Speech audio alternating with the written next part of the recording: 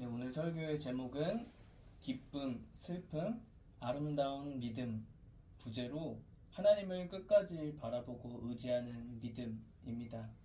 기쁨, 슬픔, 아름다운 믿음 부제로 하나님을 끝까지 바라보고 의지하는 믿음. 오늘 본문 말씀 시편 30편에서 10절에서 12절 말씀 개역가정과 세번역으로 함께 읽도록 하겠습니다. 여호와여 들으시고 내게 은혜를 베푸소서. 여호와여 나를 돕는 자가 되게 하소서 하였나이다. 주께서 나의 슬픔이 변하여 내게 춤이 되게 하시며 나의 베옷을 벗기고 기쁨으로 띠띠우셨나이다. 이는 잠잠하지 아니하고 내 영광으로 주를 찬송하게 하심이니 여호와 나의 하나님이여 내가 주께 영원히 감사하리이다. 주님 귀를 기울이시고 들어주십시오. 나에게 은혜를 베풀어 주십시오. 주님께서 나를 돕는 분이 되어 주십시오. 주님께서는 내 통곡을 기쁨의 춤으로 바꾸어 주셨습니다.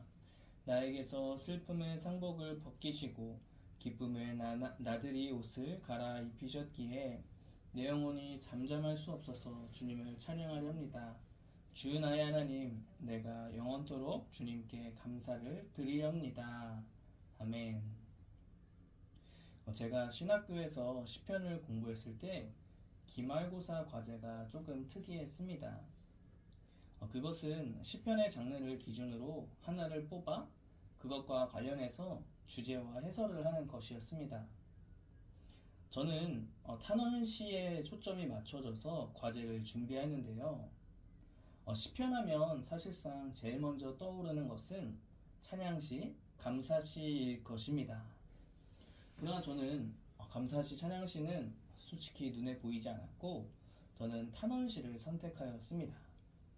이유는 이러한 시편 기자도 하나님 앞에 호소하며 구원을 바라는 모습을 보면서 제가 역으로 그 모습을 보며 큰 위로를 받았던 경험이 있었기 때문에 저는 탄원시를 가지고 과제를 제출하였습니다. 저는 가끔 하나님을 믿는 사람들에게 기도 제목을 요청받는 경험이 있습니다. 기도 내용은 가정과 자녀를 위해 기도 요청을 받고 또 자신의 직장, 또 자신의 어떠한 문제를 가지고 기도 요청을 받습니다. 그런데 남을 위해 또는 자녀를 위해, 가정을 위해 기도하는 그 대상에 대해 어떻게 요청을 하냐면 그 사람의 형통과 행복, 슬픔 없이 기쁨만 가득한 기도를 듣게 됩니다. 당연히 저는 요청한 대로 그분의 뜻대로 함께 기도를 하는데요. 그러면서 기도하면서 생각해 보게 되었습니다. 과연 하나님을 믿는 자는 반드시 아니면 무조건 형통하고 축복받는 길을 걸어가야 하는가?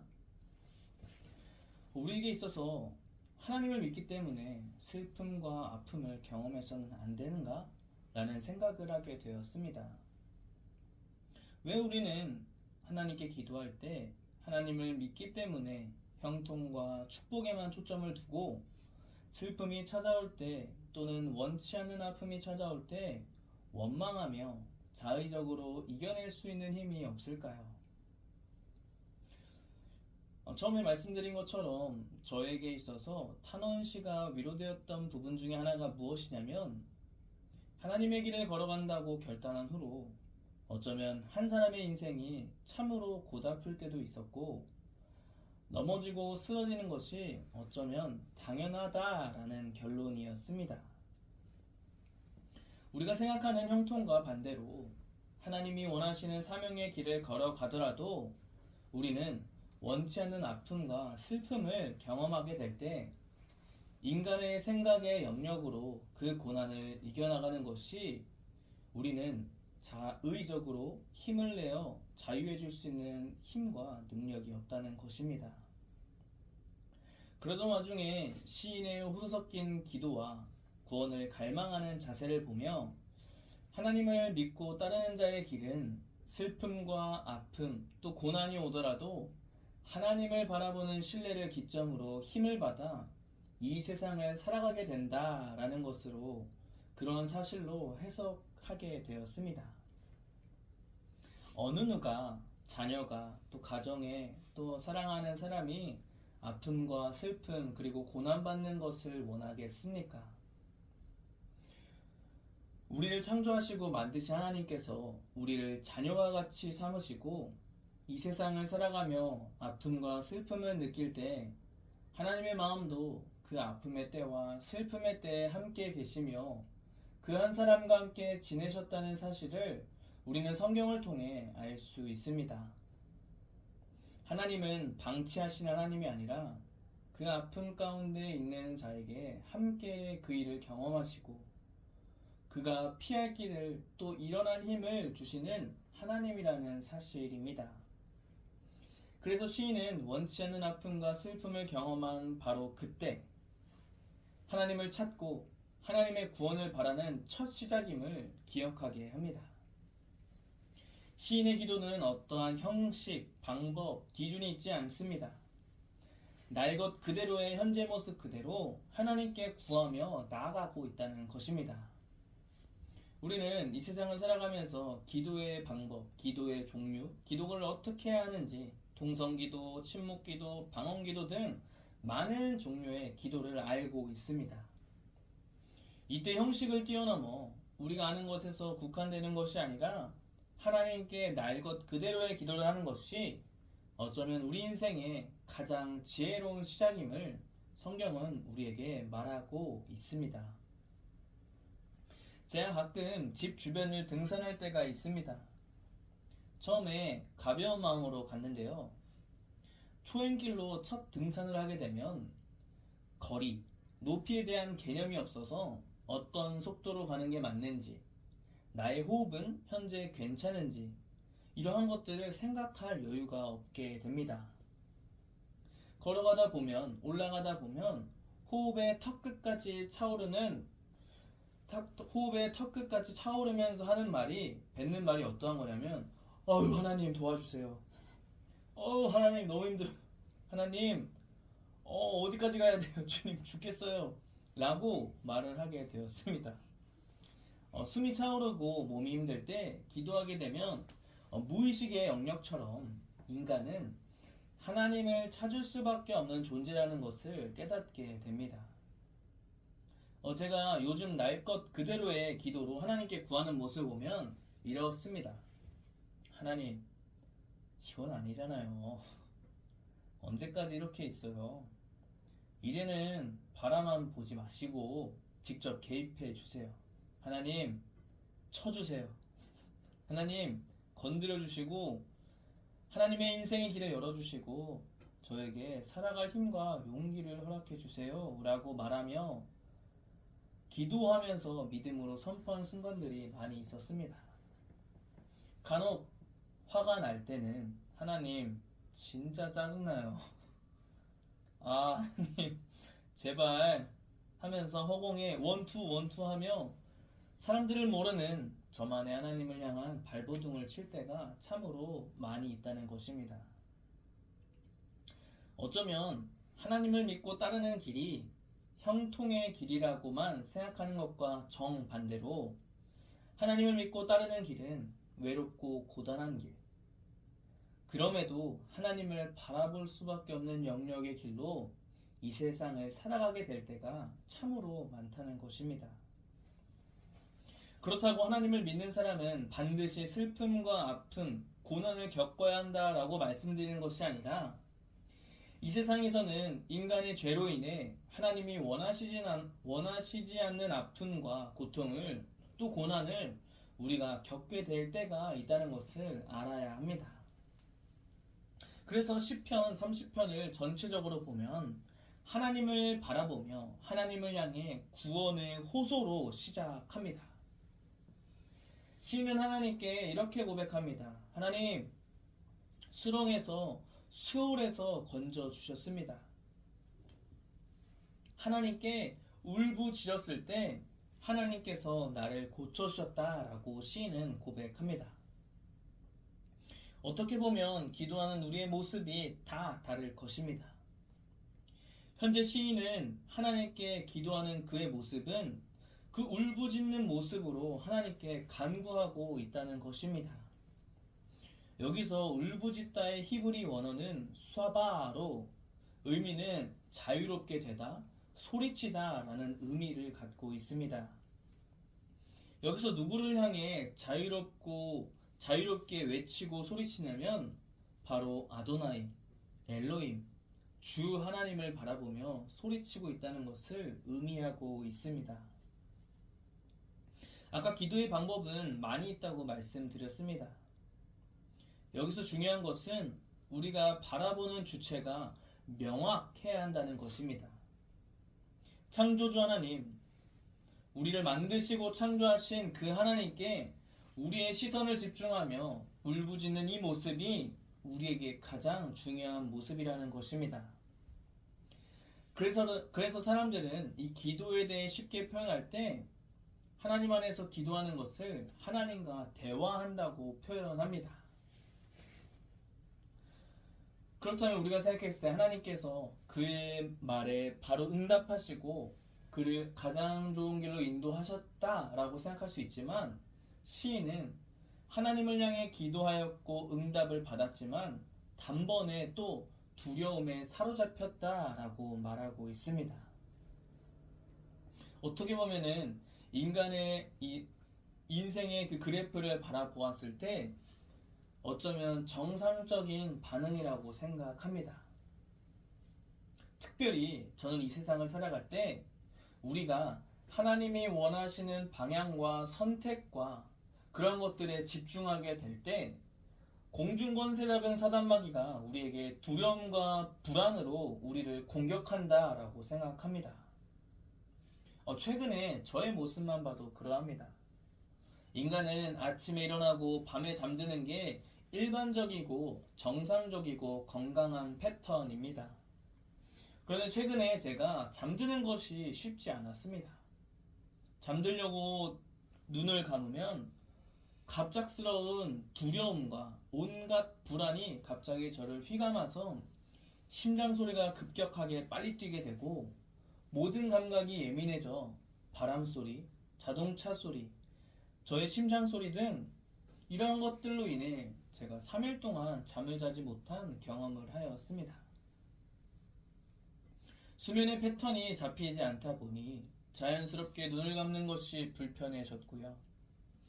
옛날에 있었던 생각들, 저의 발목을 놔두지 못하고 스스로 끊임없이 깊은 동굴로 들어가려고 하는 모습들이 저에게서 나타났습니다. 여기서 재밌는 사실은 주일을 기대하며 바라보고 준비하는 사역자인데 그 주일이 가까워질수록 하나님이 가장 기뻐하시는 예배를 준비하고 드리는 시간이 다가올수록 저에게 있어서 불안과 두려움에 더 깊이 사로잡히는 경험을 하게 되었습니다. 제가 이렇게 저의 약함을 공유하는 이유가 있습니다.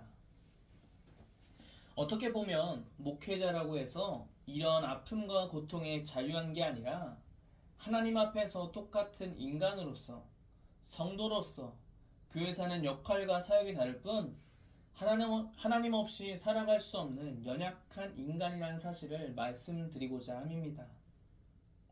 특별히 한국교회의 목회자의 위상과 잘못된 리더십의 관점으로 고장나고 아픈 가정이 참으로 많이 있습니다.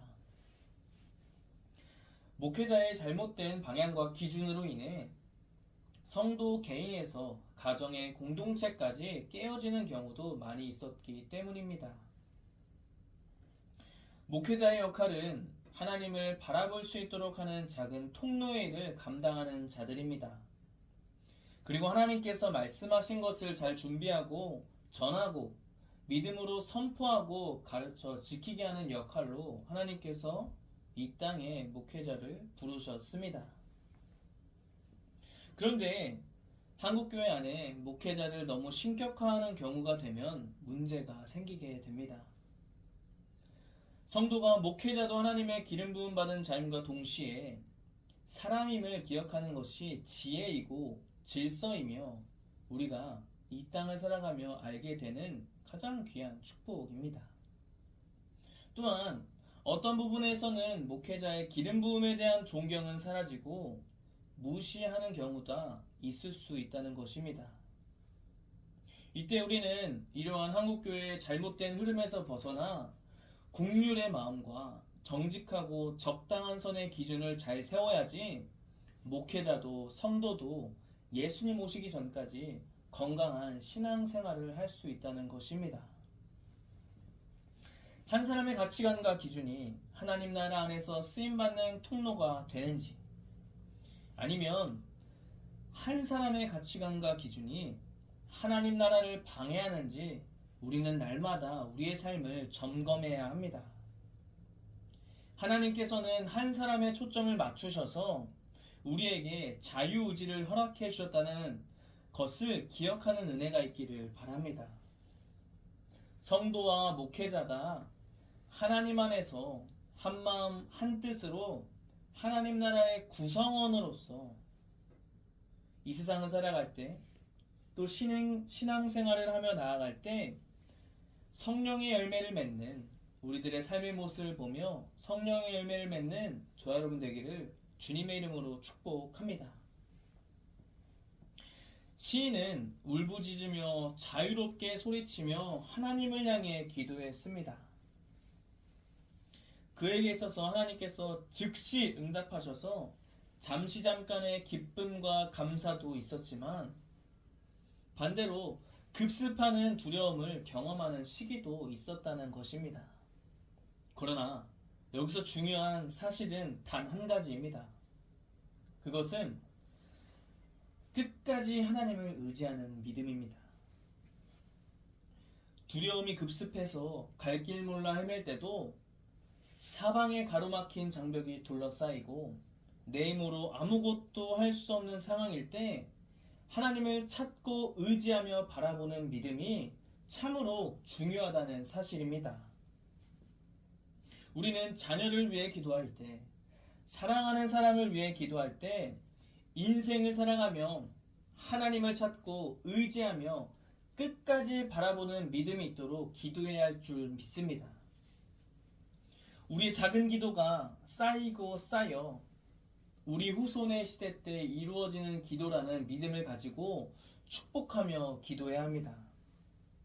나의 자녀는 어떠한 문제와 어떠한 상황이 오더라도, 어떠한 갑작스러운 두려움이 오더라도 어려움을 이겨내고 돌파할 수 있는 세대로, 하나님을 찾고 의지하며 끝까지 바라보는 믿음이 있는 세대로 이 말씀을 듣고 섬기는 저 여러분 가운데, 그리고 자녀가 모든 이들이 하나님 안에서 끝까지 믿음을 지키는 자들이 될 것을 믿음으로 선포합니다. 하나님은 시인의 말을 구체적으로 다 들으십니다. 오늘 본문 10절 말씀입니다. 제가 개역개정과 새번역 말씀으로 읽도록 하겠습니다. 여호와여 들으시고 내게 은혜를 베푸소서. 여호와여 나를 돕는 자가 되소서 하였나이다. 주님 귀를 기울이시고 들어주십시오.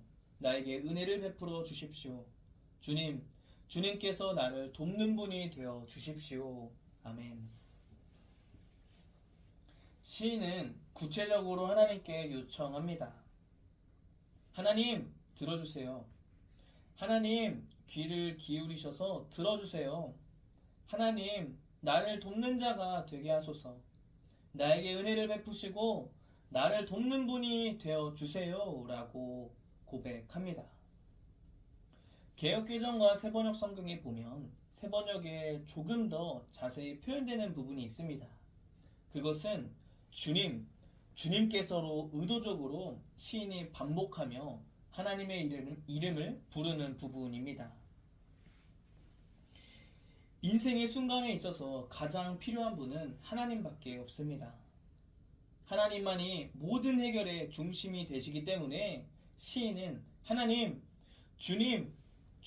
주님께서 하나님 하며 반복하며 하나님을 향해 구원의 호소를 하고 있다는 것입니다. 우리의 기도도 마찬가지입니다. 단순히 기도, 의례, 예배 중에 한 부분으로 익숙한 기도를 하나님께 드리는 것이 아니라 날 것 그대로, 간절한 마음 그대로 하나님께 기도해야 할 줄 믿습니다. 그리고 한 가지 더 나아가 오늘 나의 기도가 하나님을 향해 마지막인 것처럼 기도하는 지혜가 저 여러분에게 있기를 축복합니다. 우리 마음 가운데 하나님을 중심에 두고 간절히 기도하는 성령이 허락되기를 믿음으로 축복합니다. 하나님께서는 시인의 슬픔을 기쁨으로 바꿔주셨습니다. 11절 말씀입니다. 주께서 나의 슬픔이 변하여 내게 춤이 되게 하시며 나의 베옷을 벗기고 기쁨으로 띠띠우셨나이다. 주님께서는 내 통곡을 기쁨의 춤으로 바꾸어 주셨습니다. 나에게 슬픔의 상복을 벗기시고 기쁨의 나들이 옷을 갈아입히셨기에. 아멘. 하나님께서는 그의 기도를 들어주시고 응답해 주셨습니다. 인간은 하나님의 때를 절대 알 수 없습니다. 그러나 중요한 것은 하나님의 때는 반드시 응답되는 약속의 말씀이라는 것입니다. 바닥을 치고 있는 인생에 하나님께서 그 한 사람의 기도를 들으시고 슬픈 베옷을 입고 있는 자에게 기쁨의 띠를 입어 춤을 추는 자로 변화되게 하십니다. 슬픔이 급습하며 한 번에 오듯이 회복과 또 기쁨도 단번에 역사하시는 바로 하나님의 능력이 있다는 것입니다. 물론 상처가 아물고 회복되는 시간이 필요하겠지만 시인은 영혼에서부터 흘러나오는 슬픔이 아니라 영혼에서부터 회복되고 그 영혼이 기뻐하며 춤추고 있는 모습이 연상되게 우리에게 말하고 있습니다. 그러면서 12절 말씀입니다. 이는 잠잠하지 아니하고 내 영광으로 주를 찬송하게 함심이니 여호와 나의 하나님이여 내가 주께 영원히 감사하리이다. 내 영혼이 잠잠할 수 없어서 주님을 찬양하렵니다. 주 나의 하나님 내가 영원토록 주님께 감사를 드리렵니다. 아멘. 회복되는 순간 기쁨이 넘칩니다.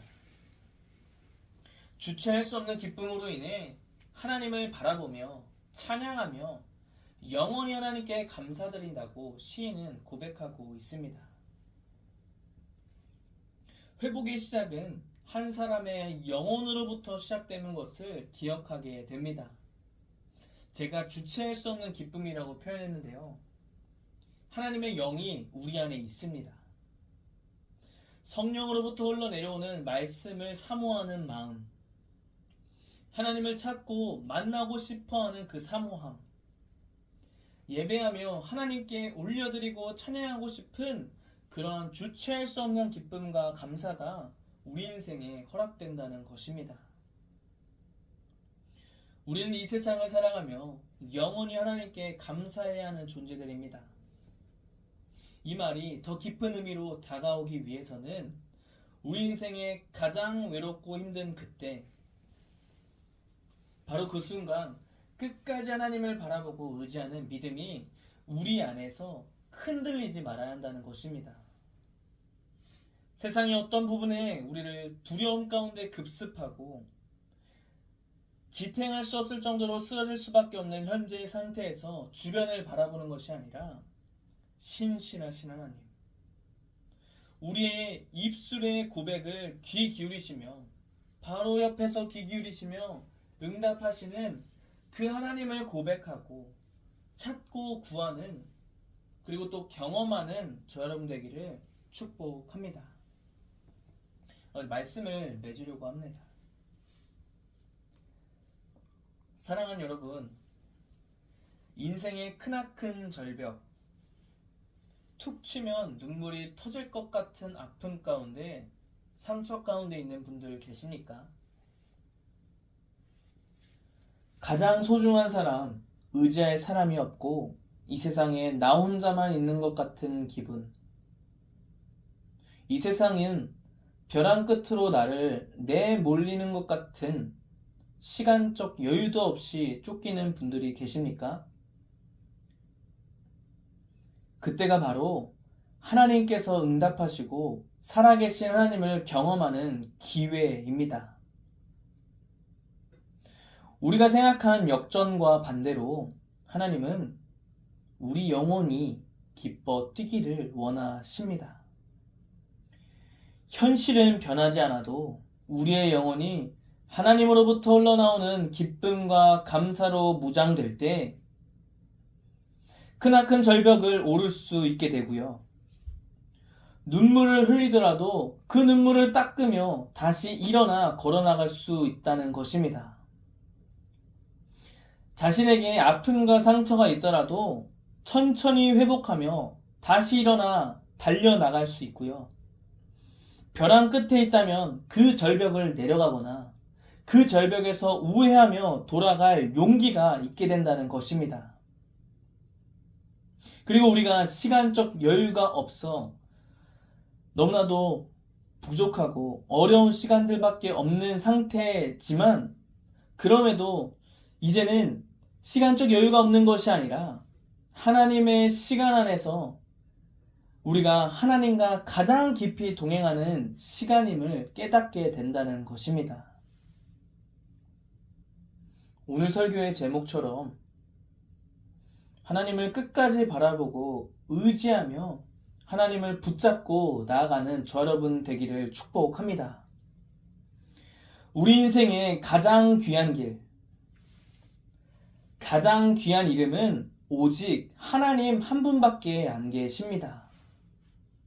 우리가 믿고 따르는 하나님은 우리를 자녀로 이 땅에 보내셨고 우리의 마음의 생각까지도 다 아시고 기억하시는 바로 그 사랑의 하나님이십니다.